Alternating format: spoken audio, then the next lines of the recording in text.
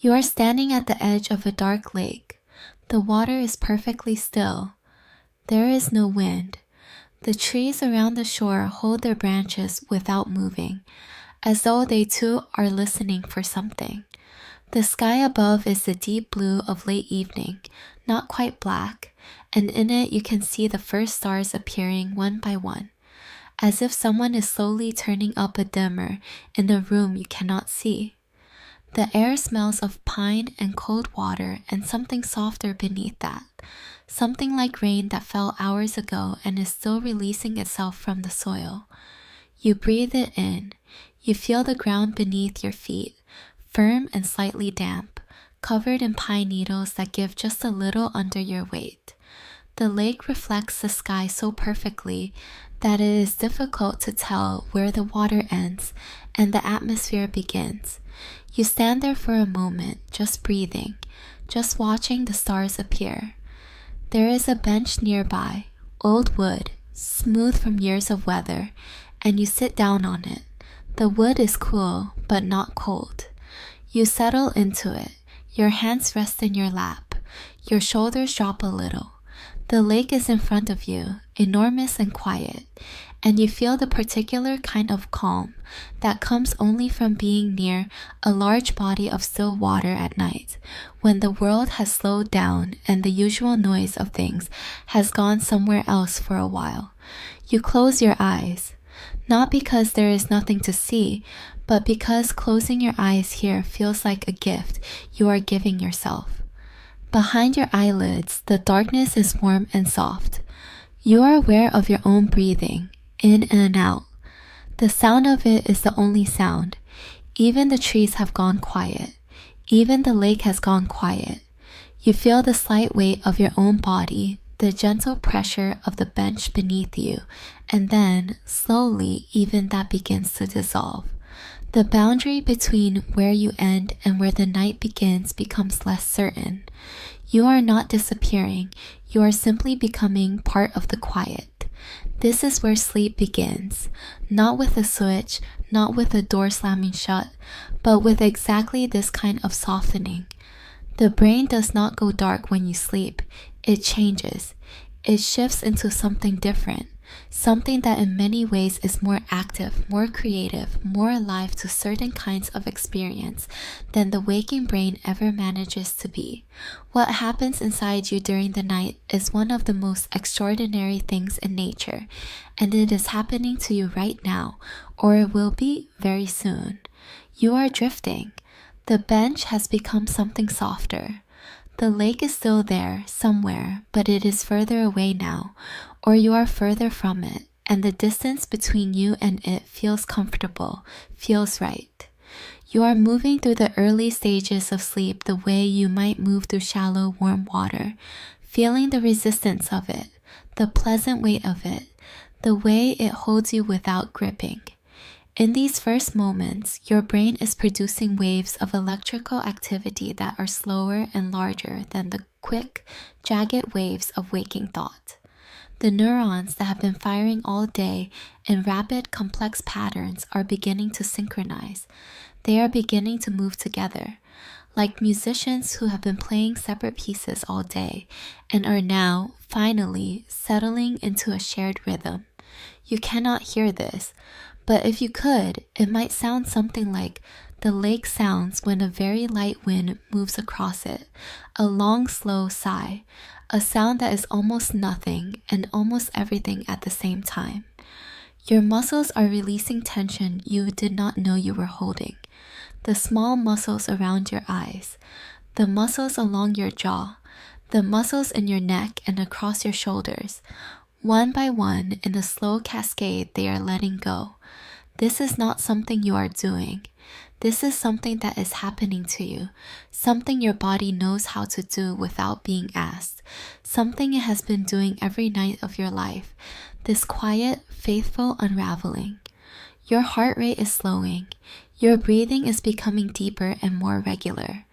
The temperature at the surface of your skin is dropping very slightly as the blood that was keeping your extremities warm begins to move inward toward the core of you, toward the deep organs. Your hands are a little cooler now, your feet. This is normal. This is the body preparing itself, closing the outer doors so that the inner work can begin. The lake is still there in your mind. You can sense it rather than see it. A presence, a largeness. The smell of it is still with you, that clean, cold smell of deep water and pine. You carry it with you as you go deeper, as the shallow, warm water of early sleep gives way to something darker and more still beneath. Sleep moves in cycles. You have probably heard this, but hearing it and feeling it are different things. Each cycle lasts roughly 90 minutes, and within each cycle you move through different stages, each one with its own texture, its own quality, its own particular kind of work to do.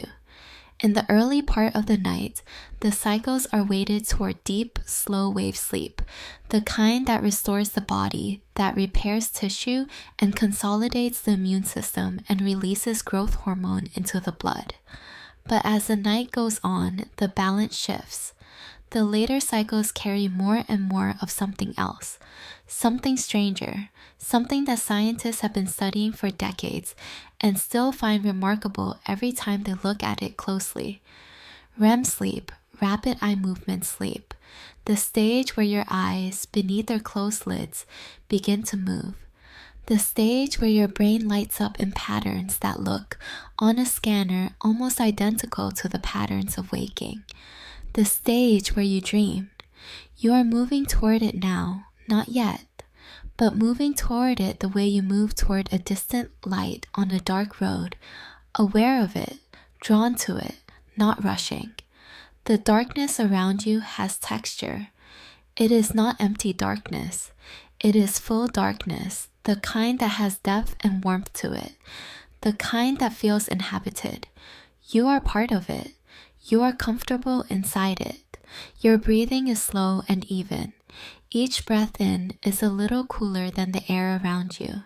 Each breath out is warm. This exchange, this small warmth you give back to the air around you with every exhalation, is one of the most ordinary and most intimate things you do. You do it all night long. You do it without thinking. You do it even now. The first full cycle of sleep is drawing toward its end. You have been through the lighter stages, through the deeper stages, and now the cycle is turning back upward, back towards something lighter. And in that lightening, something extraordinary is about to happen for the first time tonight.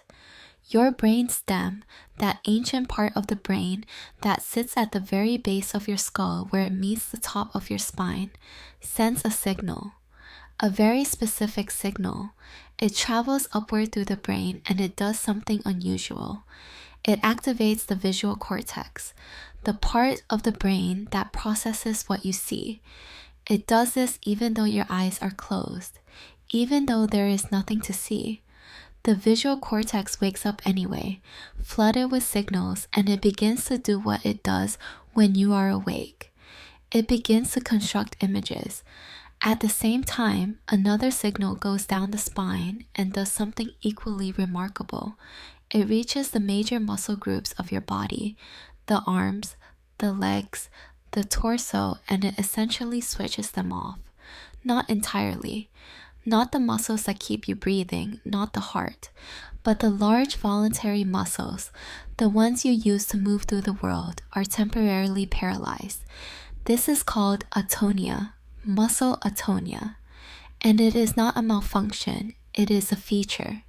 It is the body's way of making sure that when your brain begins to experience movement, when your dreaming mind runs or climbs or reaches for something, your body does not actually do those things. You are protected from yourself. The dream stays inside. You do not feel the paralysis. You are not aware of it. What you feel, if you feel anything, is a kind of floating, a lightness, as though the usual relationship between your mind and your body has become more flexible, more negotiable, as though the rules have been gently suspended for a while. Your eyes are moving now. Beneath their closed lids, they are tracking something, left and right, up and down. The movements are quick and irregular, not like the smooth pursuit of a waking eye following a moving object, but something more like searching or discovering, as though your eyes are trying to keep up with something that is already moving, already unfolding, already there. The dream is beginning. You may not remember it in the morning. Most dreams are not remembered.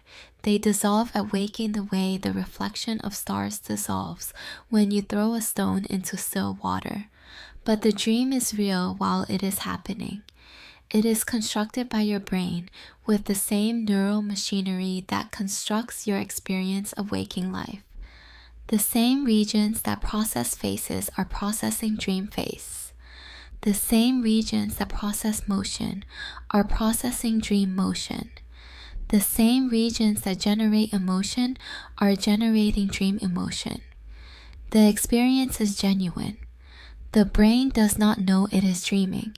It is simply experiencing. And what it is experiencing serves a purpose. Several purposes, in fact, that researchers are still mapping, still discovering, still arguing about in the best possible way. The way that means the question is alive and interesting and not yet fully answered. One of those purposes is memory. During REM sleep, the brain is doing something very specific with the experiences of the day. It is taking the memories that were formed during waking hours, the things you noticed, the things you learned, the things that happened to you, and it is doing something to them. Something that looks from the outside like editing, like curation. The hippocampus, that curved structure deep in the brain that acts as a kind of temporary storage for new memories, has been holding on to the day's experiences. During REM sleep, it begins to release them, to replay them, to send them out to other parts of the brain where they can be woven into the larger fabric of long-term memory. But it is not just storing them unchanged, it is connecting them, finding the threads between them and older memories, between them and things you learned years ago, between them and patterns you have encountered before. This is why you sometimes wake from a dream with a solution to a problem you had not consciously been thinking about. The dreaming brain is not bound by the logical, sequential thinking of waking life. It is free to make connections across time and category and context, to find the resemblance between something that happened today and something that happened 5 years ago, to see the shape that links them. You are drifting through this now, through this landscape of connection and release. The images that move through you are yours. They are made of your own experience, your own language, your own particular way of seeing. The brain that is generating them is the same brain that has been generating you, your sense of yourself, your sense of the world for your entire life. It knows you very well. It is not always kind in what it shows you, but it is always working, always processing, always trying to make sense of things. The lake is somewhere behind you now, or below you, or inside you. You carry it like a sound you can no longer quite hear, but know is there. Your brain, during this first REM period, is bathed in a very specific chemical environment. The neurons that release serotonin and norepinephrine, the chemicals that are most associated with alert, focused waking thought, have gone quiet. They have essentially turned themselves off. This does not happen at any other time. Not in deep sleep, not in waking, only in REM, only here. And in their absence, other chemicals rise. Acetylcholine floods the system. Dopamine moves through the reward circuits. The brain is in a state that is chemically unlike anything else it experiences. This chemical shift has consequences. Without the moderating influence of norepinephrine, the emotional centers of the brain, the amygdala in particular, become more active, more reactive. Emotions and dreams are often vivid, often intense, often disproportionate to the situation in the way that emotions in waking life sometimes are when you are very tired or very overwhelmed. The dreaming brain feels things fully. It does not filter. It does not moderate. It simply feels. But there is a theory, and it is a compelling one, that this is part of the point. That during REM sleep, the brain is doing something with emotional memory that is different from what it does with factual memory. It is not just storing the emotional content of the day's experiences. It is processing it, metabolizing it, stripping away some of the raw charge of difficult experiences while preserving the memory of what happened. The emotion and the memory are being gently separated so that when you wake, you can remember the difficult thing without being overwhelmed by it in quite the same way. This does not always work perfectly. In people who do not sleep well, who do not get enough REM sleep, the emotional memories of the day tend to be more raw the next morning, not less. The processing did not complete. The charge is still there. This is one of the reasons that sleep deprivation makes the world feel harder, sharper, more threatening. It is not just tiredness, it is unprocessed emotion. But tonight, the processing is happening. You are allowing it to happen. You are giving your brain the time and the quiet it needs to do this work. And it is grateful in the way that a body is grateful, not with words or thoughts, but with a deep and functional rightness, a sense of things being done as they should be done. The first REM period ends. It was short, perhaps 10 or 15 minutes. The cycle turns again, back down into deeper sleep, and you follow it without resistance.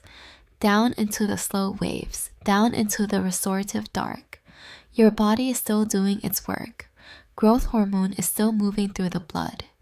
Cells are still being repaired. The immune system is still doing its quiet patrol of the body's borders, looking for anything that should not be there, responding to anything it finds with a precision and patience that is almost impossible to comprehend. You are being taken care of. That is the simplest way to say it. While you sleep, you are being taken care of by systems so ancient and so refined that they were already doing this, already performing this exact nightly maintenance long before there were words for any of it, long before there was anyone to notice or to name it. The body has always known how to do this. It has always known that the night is not wasted time. The night is when the real work happens. You sink, you rest. The slow waves move through you like the long, low swells of a deep ocean. Nothing like the choppy surface waves of waking thought, but something older and more fundamental beneath. You are in that ocean now. You are not on top of it. You are inside it, and it is holding you. Time passes in the way that time passes in deep sleep, which is to say that it does not pass at all, or it passes all at once, or the question of its passing becomes temporarily irrelevant. There is only this, the dark, the depth, the slow rhythm of your breathing, the faithful beating of your heart, and then, again, the cycle turns. This second REM period is longer than the first. This is how the night works. Each REM period is longer than the one before it. The first might be 10 minutes, the second, 20. By the fourth or fifth cycle of the night, the REM period might last 45 minutes or longer. This is why the hours just before waking are so rich with dreams. Why you are more likely to remember a dream if you wake naturally at the end of the night than if you are jolted awake by an alarm in the middle of the night. By the end of the night, you have been spending more and more time in this state, this extraordinary state, and the dreams have been growing longer and more elaborate and more vivid with each passing cycle. Your eyes are moving again. The signals from the brainstem are firing again, activating the visual cortex, quieting the muscles, flooding the system with acetylcholine. The stage is set. The dreaming begins again. In this second period, the dream may be more complex than the first. The connections being made may be more elaborate, more surprising. The brain has had more time to work. It has already completed one round of processing, One passed through the day's experiences, and now it is going deeper, making finer adjustments, finding subtler connections. It is like a musician who has already played through a piece once and is now playing it again, this time finding the nuances, the dynamics, the places where the feeling lives. The prefrontal cortex, the part of the brain most associated with logical reasoning, with planning, with the kind of critical thinking that asks, is this real? Is this possible? Does this make sense? Is less active during REM sleep than at any other time. This is why dreams can contain impossible things, and you accept them without question. Why the geography of a dream can shift without warning. Why a person can be two people at once. Why the rules of physics are suggestions rather than laws. The part of the brain that would normally say wait, that cannot be right, is quiet. It is not judging, it is not editing. It is simply letting the experience unfold. And in this freedom, something interesting can happen. The brain, unencumbered by the need for logical consistency, can make leaps that the waking brain would not allow. It can see a connection between two things that seem, on the surface, to have nothing to do with each other. It can find the metaphor. It can find the pattern.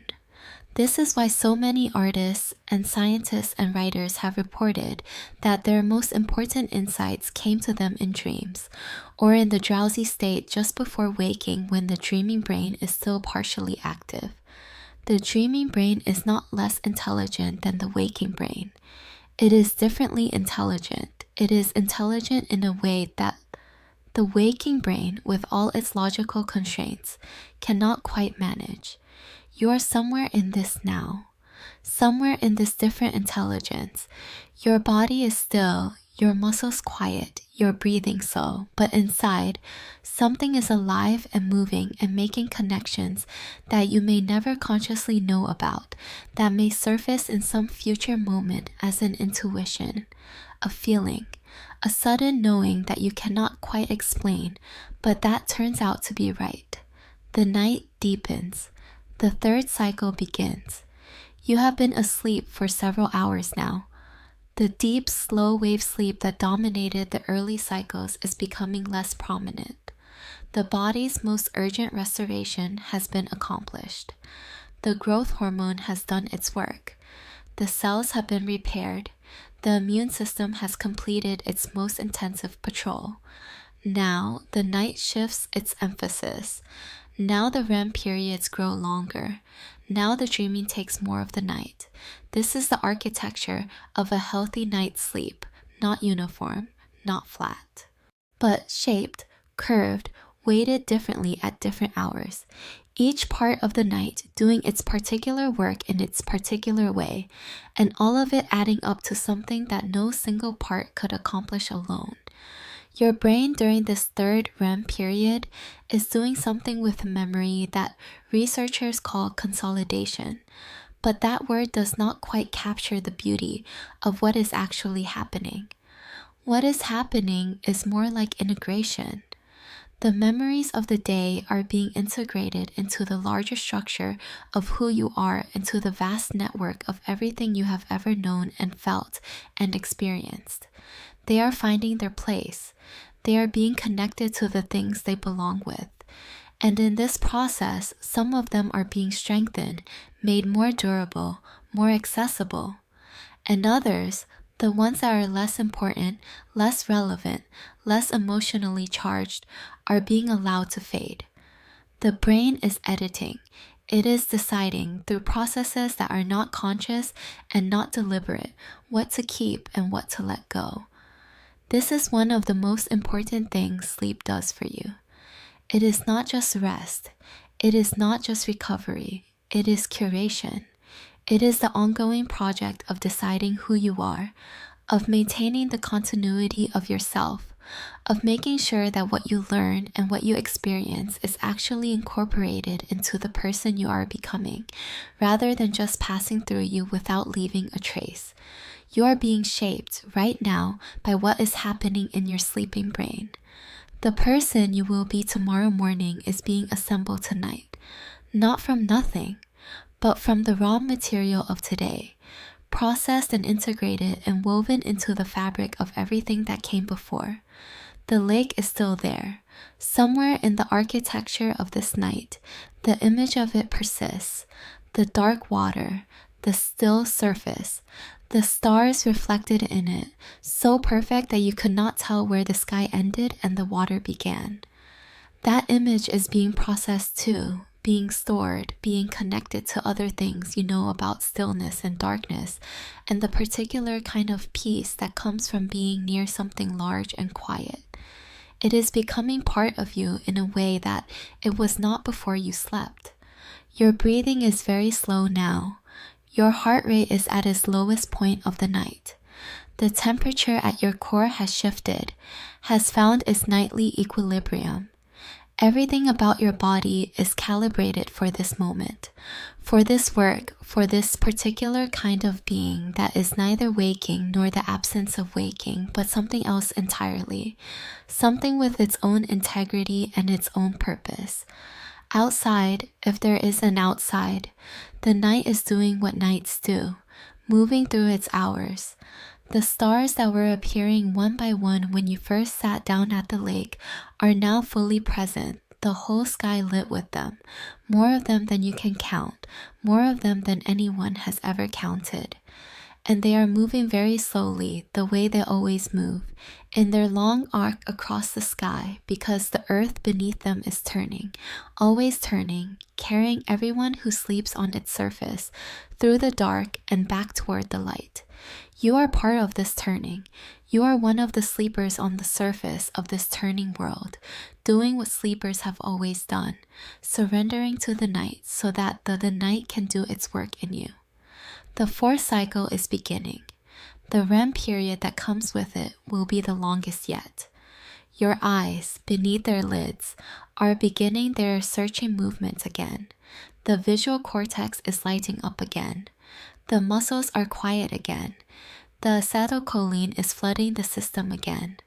The dreaming is beginning again. In this late night REM period, the dreams often have a different quality. They are often more narrative, more elaborate, more emotionally resonant. The brain has had hours now to work with the material of the day. It has made its initial passes. It has done its preliminary sorting.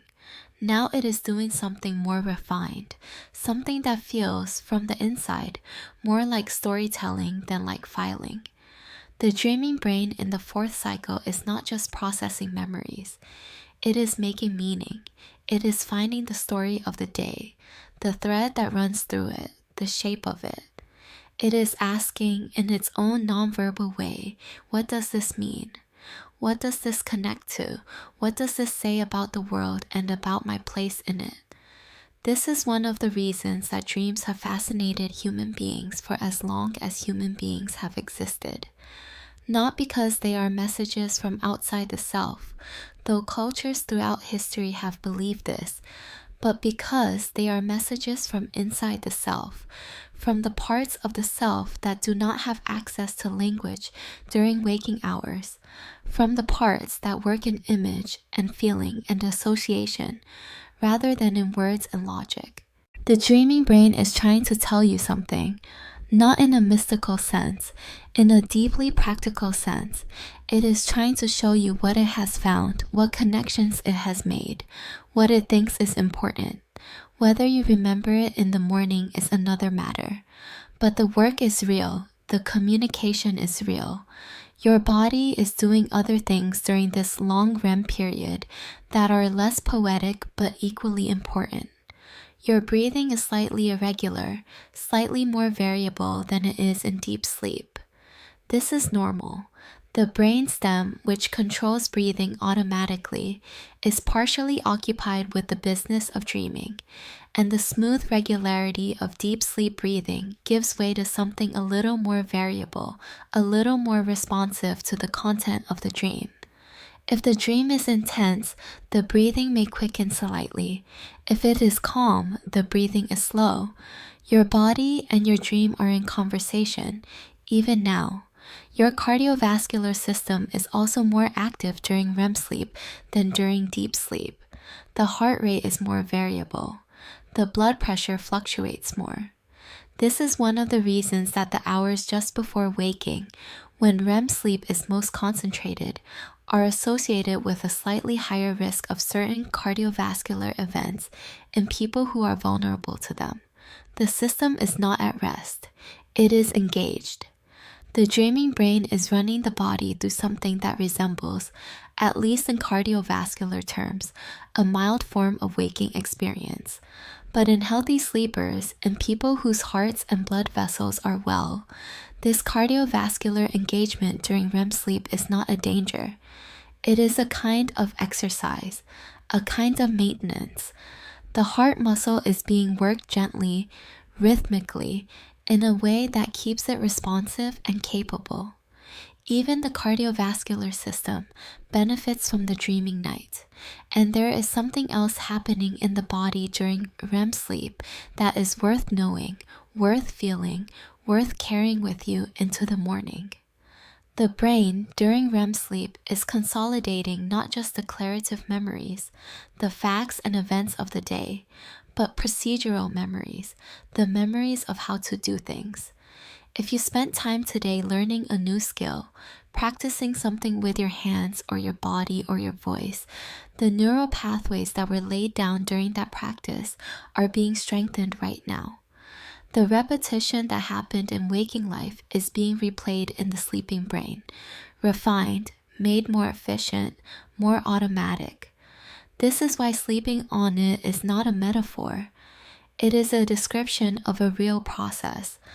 The skill you practice today will be more available to you tomorrow morning than it was when you went to sleep, not because you practiced more during the night, but because your sleeping brain consolidated what you already did.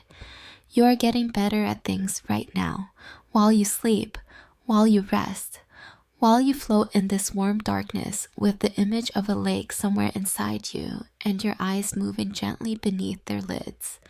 You are becoming more capable, more integrated, more yourself. The night is moving toward its later hours. The sky above the lake, if you were there, if you were sitting on that smooth old bench at the edge of the dark water, would be showing the first very faint suggestion of change. Not light yet, not dawn, but a slight softening of the deepest black at the eastern edge of the sky. A hint that the darkness is not permanent, that it is doing what it always does, which is to give way eventually to something else. But you are not there. You are here, inside the sleep, inside the work, inside the long, faithful process of being restored and integrated and made ready for what comes next. And there is no hurry, there is no rush toward morning.